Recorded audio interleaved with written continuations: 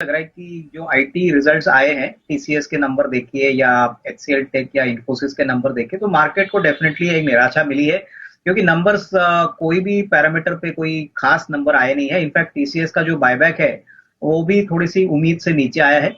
सबसे बड़ी बात, जो रेवेन्यू है, इबिटा है, वो फ्लैटिश आ गया है और ग्रोथ कमेंट्री बिल्कुल एब्सेंट है। इन्फोसिस की भी बात करें तो यहाँ पे भी डॉलर गाइडेंस थोड़ा सा काटा है।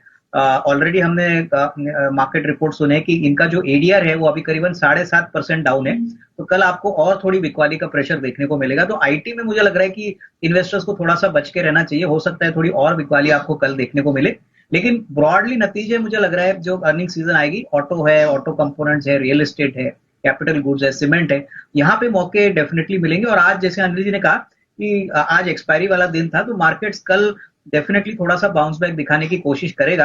हालांकि देखिए एफआईएस की बिकवाली है, लेकिन डोमेस्टिक एसआईपी का मनी बहुत अच्छी तरह से मार्केट में आ रहा है। तो उस पॉइंट ऑफ व्यू से थोड़ी बहुत कंसोलिडेशन और बाउंस बैक आपको ब्रॉडर इंडाइसिस में और स्टॉक स्पेसिफिक एक्टिविटी में देखने को मिलेगी। देखिए स्वाति, लॉन्ग टर्म के लिए हमको एक कंपनी पसंद है जो ऑटो कंपोनेंट सेक्टर से और विंड पावर सेक्टर से कनेक्टेड है, और कंपनी का नाम है रत्नवीर प्रिसिशन इंजीनियरिंग।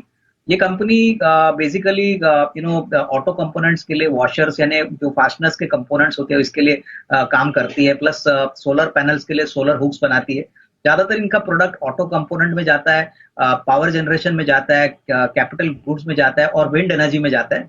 पिछले साल कंपनी ने करीबन 480 करोड़ पे 25 करोड़ का प्रॉफिट कमाया था। इस साल हमारा मानना है कि कम से कम 550-600 करोड़ का रेवेन्यू आएगा, करीबन 38-39 करोड़ की प्रॉफिट आएगी। तो अच्छी 25-30% की अर्निंग्स ग्रोथ है। और एक एक्सपेंशन कंपनी कर रही है जो मार्च 24 में कंप्लीट हो जाएगा। तो FY24 के लिए भी हमको लग रहा है कि करीबन 700 करोड़ के रेवेन्यू और 50 करोड़ का प्रॉफिट आने का उम्मीद है। तो शेयर बहुत ही अंडर वैल्यूड लग रहा है, अट्रैक्टिव है रिस्क रिवॉर्ड इन्वेस्टर्स के फेवर में। तो यहां से मुझे लग रहा है कि अगर 6 से 12 महीने की अवधि की बात करें तो करीबन 203-204 का एक फेयर वैल्यू और टारगेट प्राइस बनता है। तो ये डेफिनेटली एक अच्छा रिस्क रिवॉर्ड वाला पोजिशनल बेट रहेगा। कि मुझे लग रहा है कि अगर इनका नजरिया 6 to 12 मंथ्स का है तो डेफिनेटली यहाँ पे होल्ड करिए। क्योंकि देखिए वैलिएंट लैब्स ये वैलिएंट ग्रुप की कंपनी है। बेसिकली एपीआई मैन्युफैक्चरिंग में ये काम करती है और एपीआई का जो मार्केट है वो बहुत बड़ा है। इनफैक्ट हाल ही में हमने सुना है कि एपीआई की जो प्रॉफिट मार्जिन है वो काफी अच्छे बने। तो यहाँ पे मुझे लग रहा है कि नेक्स्ट 6 to 12 मंथ्स में अगर ये होल्ड करते हैं तो 190-200 का एक मीडियम टर्म टारगेट प्राइस मिल सकता है। तो यहाँ पे होल्ड करें। अभी रिसेंटली लिस्टेड वाला स्टॉक है। सितंबर के रिजल्ट्स आएंगे, उसके बाद कमेंट्री आएगी, मेरे ख्याल से उसके बाद स्टॉक में थोड़ी सी और अप ट्रेंड आने की अपेक्षा रहेगी। देखिए मुझे लग रहा है कि वेदांता में शॉर्ट टर्म में कोई बड़ा ट्रिगर नहीं है। जो भी ट्रिगर है वो डीमर्जर रिलेटेड है, क्योंकि हर शेयर होल्डर को 5 नई कंपनीज में 1:1 के रेशियो में शेयर मिलेंगे। लेकिन अगर हम शॉर्ट टर्म की बात करें स्वाति, तो मुझे लग रहा है कि सितंबर का क्वार्टर में कोई बड़ा पॉजिटिव सरप्राइज आएगा, नंबर्स अच्छे आएंगे ऐसा लग नहीं रहा है। तो शॉर्ट टर्म में हो सकता है थोड़ा सा नेगेटिव ट्रेंड आपको देखने को मिले। अगर इन्वेस्टर का नजरिया 12 से 15 महीने का है, क्योंकि ये जो डीमर्जर का प्रोसेस है उसको मेरे ख्याल से मिनिमम 1 साल तो मिनिमम लगेगा। उसके बाद ही मेरे ख्याल से इसमें इंडिविजुअल स्टॉक रिलेटेड अच्छी रेटिंग होगी। तो मेरे ख्याल से यहाँ पे ये होल्ड कर सकते हैं। अगर नजरिया 12-15 महीने का है तो ही होल्ड करिए। बट शॉर्ट टर्म में मुझे नहीं लगता है कोई बड़ी अपसाइड आने की उम्मीद रखी। डेफिनेटली होल्ड कर सकते हैं। देखिए देखिए दिग्विजय सीमेंट एक बहुत ही अच्छा विकल्प है मेरे हिसाब से, क्योंकि बेसिकली इनका जो कैपेसिटी यूटिलाइजेशन है प्लस कैपेसिटी रैंप अप जो है वो आने वाले साल में रैंप रिफ्लेक्ट होगा। दैट इज FY24 के सेकंड हाफ में इनको देखने को मिलेगा। रही बात ओवरऑल प्रोस्पेक्ट्स की बात करें तो देखिए यहाँ पे अनिल सिंह भी जो पहले अंबुजा सीमेंट्स में हुआ करते थे वो इस कंपनी को हेड करते हैं। तो मैनेजरल एक्सपर्टाइज और बैंडविड्थ तो बहुत ही बढ़िया है, प्लस सीमेंट की कीमतें भी बढ़िया है।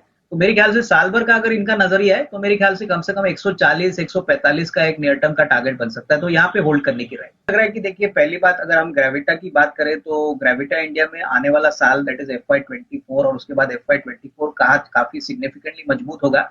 क्योंकि एक तो कैपेसिटी एक्सपेंशन का बेनिफिट मिलेगा, प्लस जिस फील्ड में ये काम करते हैं इसमें क्लियरली इन्होंने एक बहुत अच्छा बिजनेस मॉडल और मोनोपोलिस्टिक पोजीशन एस्टेब्लिश किया है। लेकिन मैं इतना ही कहूंगा स्वाति कि इन्होंने बहुत निचले लेवल पे स्टॉक खरीदा है। मुझे पता नहीं कितनी क्वांटिटी है शेयर्स की, लेकिन ऑलमोस्ट 3 गुना ऑलरेडी हो चुका है।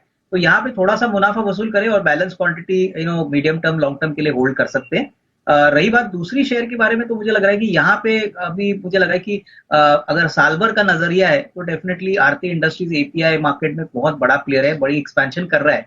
तो यहाँ पे भी अराउंड 12 to 15 मंथ्स के नजरिए से होल्ड करें। यहाँ पे ये होल्ड कर सकते हैं। यहाँ पे कोई प्रॉफिट बुकिंग नहीं कहूंगा मैं। बट ग्रेविटा के शेयर में थोड़ा सा मुनाफा वसूल जरूर करिए और बैलेंस क्वांटिटी आपके फ्री कर दीजिए। मैंने बहुत ही अच्छे काउंटर्स खरीदे हैं स्वाति और अच्छे प्राइस पे एंट्री की है। गैब्रियल की बात करें तो देखिए गैब्रियल कंट्री का सबसे बड़ा शॉक एब्जॉर्बर मैन्युफैक्चरर है। सारे ऑटोमोबाइल सेक्टर में जैसे फोर व्हीलर हो, टू व्हीलर हो, ट्रैक्टर हो, सारे जो नई कंपनी के मॉडल आते हैं वहां पे इनके प्रोडक्ट्स यूज किए जाते हैं। रिप्लेसमेंट मार्केट में भी इनका काफी अच्छा शेयर है। मेरे ख्याल से अगले साल की बात करें तो बहुत ही स्ट्रॉन्ग नंबर्स आने की अपेक्षा रहेगी। तो यहाँ पे करीबन 380 390 का एक नियर टर्म का टारगेट बनता है, तो वहां पे ये थोड़ा सा प्रॉफिट बुक कर सकते हैं, तब तक होल्ड करें। देखिए लेमन ट्री की बात करें तो लेमन ट्री में मुझे लग रहा है कि जो वर्ल्ड कप हो रहा है प्लस जो G20 का समिट है जो नवंबर तक चलेगा, मेरे ख्याल से इसका असर आपको थर्ड क्वार्टर में देखने को मिलेगा।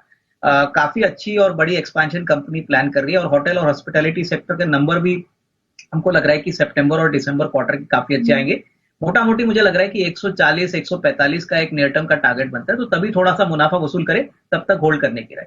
देखिए टाटा पावर में ये पोजीशन होल्ड कर सकते हैं। ऑलरेडी Q1 का नंबर जो आया था वो काफी स्ट्रांग था और पावर जनरेशन काफी अच्छा फ्लेवर थीम है मार्केट में। प्लस जिस प्रकार से अभी ये सोलर और ग्रीन एनर्जी में एंटर कर रहे हैं, ईवी चार्जिंग बिजनेस में एंटर कर रहे हैं, मेरे ख्याल से देखिए नजरिया अगर ये साल 1.5 साल का रखते हैं तो अच्छी खासी कमाई होगी। मुझे लग रहा है कि अगर 12 to 15 मंथ्स का टाइम फ्रेम लेते हैं तो 300 310 का एक नियर टर्म का टारगेट बनता है, तो ये होल्ड करने जैसे स्टॉक है, इसको डेफिनेटली होल्ड करिए, बट थोड़ा समय देना पड़ेगा। देखिए एनएमडीसी की बात करें तो मुझे लग रहा है कि नियर टर्म में डेफिनेटली डोमेस्टिक इंफ्रा प्रोजेक्ट जिस प्रकार से चल रहे हैं प्लस आयन और के प्राइसेस चल रहे हैं, इनको डेफिनेटली फायदा होगा क्योंकि कंट्री का सबसे बड़ा आयन और प्रोड्यूसर है। बट इनकी बाइंग प्राइस 60 रुपीज है, तो मुझे लग रहा है कि एटलीस्ट 25-30% ये मुनाफा वसूल करते हैं तो डेफिनेटली इनके लिए बाकी सारे शेयर्स फ्री हो जाएंगे, तो थोड़ा प्रॉफिट बुकिंग करने की राय रहेगी क्योंकि ऑलमोस्ट 2x गेन्स इनकी ऑलरेडी हो चुके हैं। तो यहाँ पे मुझे लग रहा है प्रॉफिट बुकिंग और पार्टली होल्ड करिए।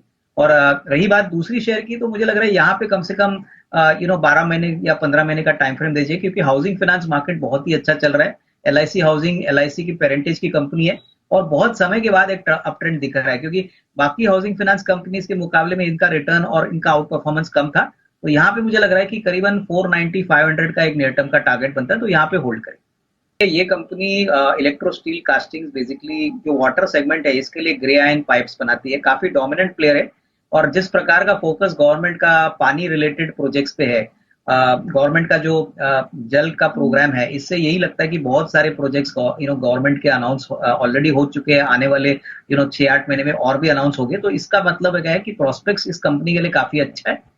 रही बात इनकी स्ट्रैटेजी ऐसी होनी चाहिए कि इन्होंने 18 रुपए में शेयर लिया है, अभी करीबन 80 रुपए का भाव है, तो एटलीस्ट 40-50% बुक कर ले क्योंकि देखिए ऑलमोस्ट 4 गुना शेयर का भाव बढ़ा है, तो प्रॉफिट बुकिंग करना वाजिब रहता है। तो थोड़ी प्रॉफिट बुकिंग कर लीजिए, बैलेंस क्वांटिटी होल्ड करिए। जो बैलेंस क्वांटिटी के शेयर है मुझे लग रहा है कि कम से कम 110-120 का नियर टर्म का टारगेट बन सकता है। स्वाति हमको SBI पसंद है, करंट लेवल पे 586 चल रहा है, यहाँ पे करीबन अगर 580 का स्टॉप लॉस हम रखते हैं तो करीबन 597 598 ये 8 से 10 दिन के लिए पॉसिबल लग रहा है। मुझे लग रहा है कि बहुत ही निचले लेवल पे स्टॉक मिल रहा है, अगर 8 से 10 दिन का नजरिया है तो ये अच्छा रिस्क रिवॉर्ड बैठ सकता है। Target 598, stop loss 580।